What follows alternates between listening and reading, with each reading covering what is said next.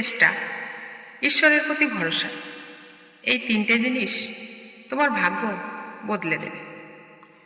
শান্তির ঘুম ছিল শৈশবকালে, ঘুমাতে যাওয়ার আগে নিশ্চিন্ত, পরের দিনের জন্য ছিল না কোনো দায়িত্ব। বড় হয়ে ঘুমাতে যাওয়ার সময়, ঘুম থেকে ওঠার সময় দায়িত্ব কর্তব্য সঙ্গ ছাড়ে না। শৈশবের ঘুম আর বড়বেলার ঘুমের তফাৎ অনেক। যত সময় নীরব থাকা যায় তত সময় শয়তানের কুমন্ত্রণা থেকে দূরে থাকা যায়। যখন সময় খারাপ যায় তখন মুখোশধারী মানুষদের চিনতে পারা যায়। দুঃখ চিরস্থায়ী নয়, একদিন দুঃখের পরে সুখের দেখা পাওয়া যায়। ধৈর্য ধরে অপেক্ষা করতে হয়। নিজের বদনাম কখনো নিজে করতে নেই। এ কাজটি করার জন্য কিছু প্রতিবেশী ও আত্মীয় স্বজন আছে।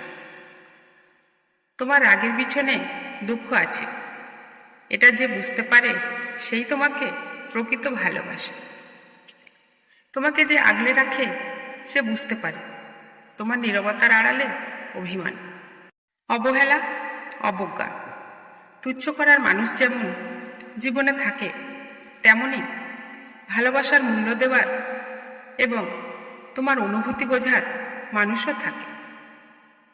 শত ভুল ত্রুটি করলেও যে তোমাকে ছেড়ে যায় না, সেই তোমার আপনজন ও প্রয়োজন।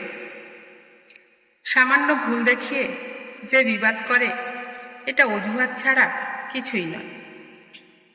ভাগ্যে যা আছে তাই হবে, এটা যেমন সত্য কথা, তেমনই সত্য এটা যে সৃষ্টিকর্তা চাইলে ভাগ্য বদলে দিতে পারেন।